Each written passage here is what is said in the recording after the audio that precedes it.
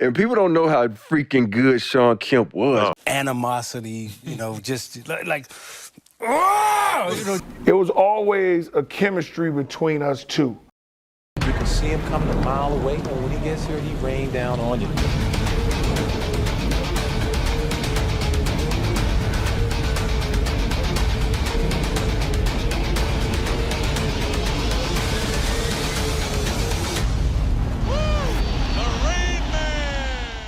You ever seen a man fly without wings? Because that's exactly what Shawn Kemp, aka the Rain Man, did in the 90s. This wasn't just a dunker, this was a force of nature. Shawn Kemp was one of the most electrifying players the league had ever seen. At 6'10", he moved like a guard, jumped like a pogo stick, and had the aggression of a freight train. You weren't safe under the rim. No one was. Ask Alton Lister, ask Dennis Rodman, ask anyone who got caught slipping in the paint. Kemp would embarrass you, then point at you just to let the world know what happened. He was catching lobs from half court, jumping out the gym, putting people on posters left and right, but Kemp wasn't just some athletic freak. He had game. Mid-range jumper, quick spin moves, excellent hands on defense, and an underrated passer out of the post. And with Gary Payton running the show, that Sonics duo was box office. The scary part, prime Shawn Kemp was still evolving. Before the weight, before the lockout, before the personal stuff, he was on a Hall of Fame trajectory. So before you call someone the next big athletic power forward, do your homework, because Shawn Kemp was the blueprint. Now let's hear from NBA legends and players themselves as they break down just how much of a freak of nature the Rain Man really was.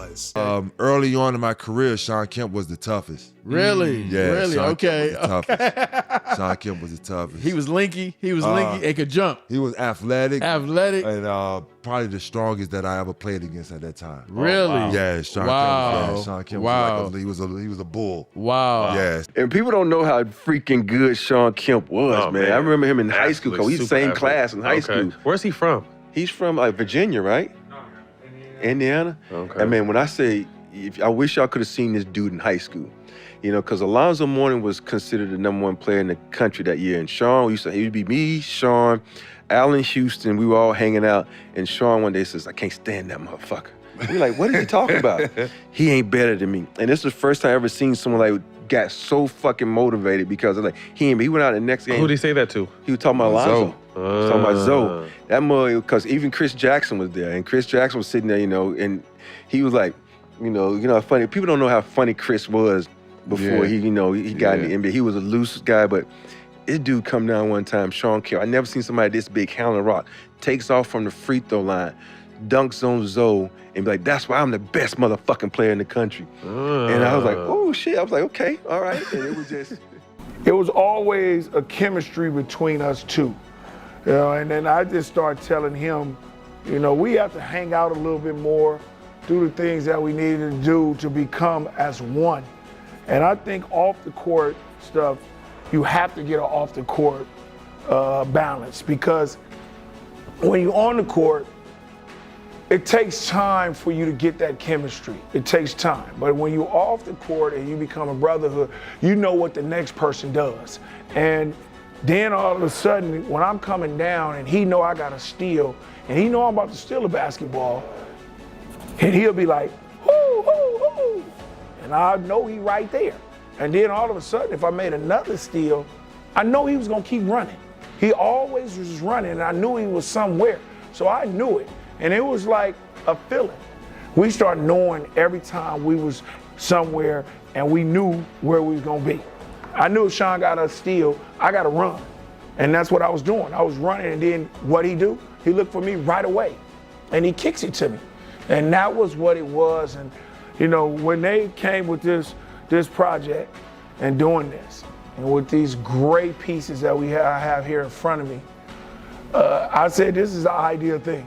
And I know you guys are gonna want it, because that's where you remember us from, the Rain Man and the Grub. I was coming up, I watched nothing but Michael Jordan, and the Michael Jordan, it was Shawn Kemp. And I got this VCR tape that I've been having since like 8th grade, that I traded my Nintendo games and Mrs. games for. And I watched this motherfucker every day from 8th grade on to 12th grade. 8th grade basketball number was 40 because of the Rain Man, Shawn Kemp. That's on my life. No lies told. Shawn Kemp is probably the all-time nastiest dunker in the NBA. Really? That's what you give? Yes, I give it to Shawn Kemp.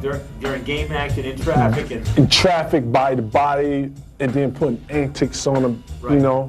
Because the antics are what make a dunk, you know? You know, when you dunk a ball and you run down the court, you know, you got to put some antics. At home in Seattle, and he jumped from one side of the lane, and he caught it and brought it all the way back to the other side of the lane, and we were all in the field like, damn, did you see that? Throw it up there, and he throwing that ball through that net, and that's like rain. That's like rain coming down out of the sky. Playing with Shawn, it was really great. He's like a little brother to me, but he's bigger, you know. But people don't know how good he really was. He was really good. And me and him became a duo like this because we were together so long, and we hung out with each other, and we've seen each other, and we was around each other all the time. It was just like we were real brothers. And for me to play with him for 8 years, it was just a magnificent. I think if he wouldn't have left, he would be in the Hall of Fame with me right now. I really do think that. I think that he left too soon. We had something going, and you know how basketball goes. It gets into these contract things and all that stuff, and I just think that this guy was better than a lot of people really don't understand. I think that with the Barkleys, all these guys, the Karl Malones, the Tim Duncans, this guy was one of them. 27th anniversary of Shawn Kemp. No. I'm so sorry. No. I'm so sorry. Woo! Sorry, Mr. Now, Lister. see, this is who I compare Zion to. Okay. Shawn Kemp. Wow. If you ever wondered why Kemp pointed at Lister post-dunk, it was because in Game 2 of Warriors-Sonics, Lister pushed Kemp on a dunk attempt, resulting in, let's just call it a brouhaha between both players. So you kind of got to like the pettiness here, right? So, you know, our great producer, Steve, brought this to me today. I'm like, why do I not remember this? I looked at the date. It was April 23rd, 1992. My daughter was 4 weeks old. Aww. I was not sleeping, and I was definitely not watching NBA this. basketball. I'm like, sorry I missed this. This is a gaping hole in my NBA resume. So many Sonic jerseys, Jeff. It's really wild to see, and look what he's wearing as he comes out.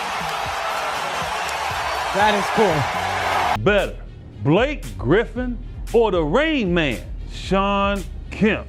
Now, I have a quiet love for Shawn Kemp because I played with him as a young player in Seattle, and I saw some of the most unbelievable, impossible feats in practice that you ever want to see.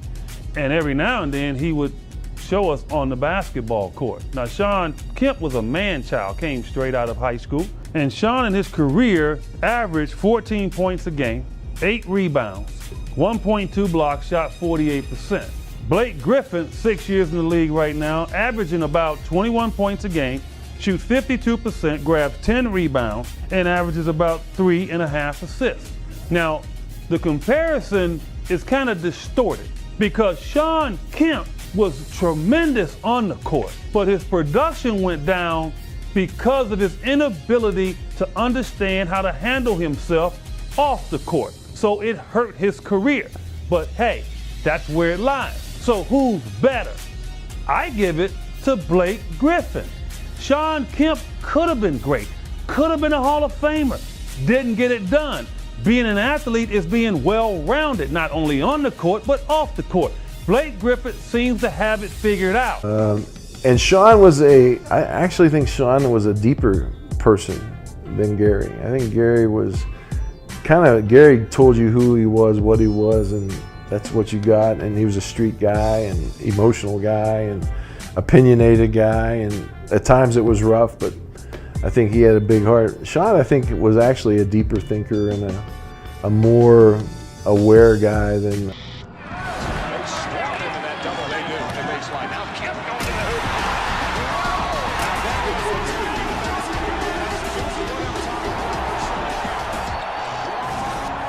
So that's the name of that we didn't mention in the first segment that we mentioned here in the what if category. And you look at the career of Shawn Kemp. Original Lob City. Yeah. Gary Payton and Shawn Kemp, greatest, I may let them say they was the originators of that. Some of the greatest in-game dunks. It wasn't what. It's not really a what if. He really was he had it. and we saw it. And yet, but do you think you saw all that you could have seen of that career? I don't think we've seen anyone dunk with that type of force, animosity, you know, just like oh! You know, just like, you know, it was just like you had. It was personal against the rim. As Steve say, you know, today the way he dunks, it would be a 5-game suspension. just the way he dunked. And you know, the point. When we bring these guys up, it's not always because of an injury or something catastrophic that happens that cuts it short. Circling back to Kemp, it was like he had all of this going on, and then suddenly got hungry. He's twice the man he used to be. He got hungry. And not in a point in his career where it was over. He still had years left. What was your take on where he went from this to this, and the numbers then begin to dwindle? Well, we saw them in the '96 finals, and watching Rodman and Kemp go at it was incredible. But I think that was when Shawn was at the height of his powers. And then I played with Shawn a few years later in Portland, about 2001. And I think it was just the lockout. You know, a lot of guys need the game and need the structure of practicing and workouts. And the lockout happened, and he came back probably 50 pounds overweight. And I don't think he was ever able to recover from that. But he doesn't seem like, if you look at guys' bodies, you go, well, he's a guy I never have to worry about working out. Yeah. He's a guy I never, I got to watch him. But Shawn Kemp, and the way he was built and the way he looked, you would say that would never be an issue for him, weight.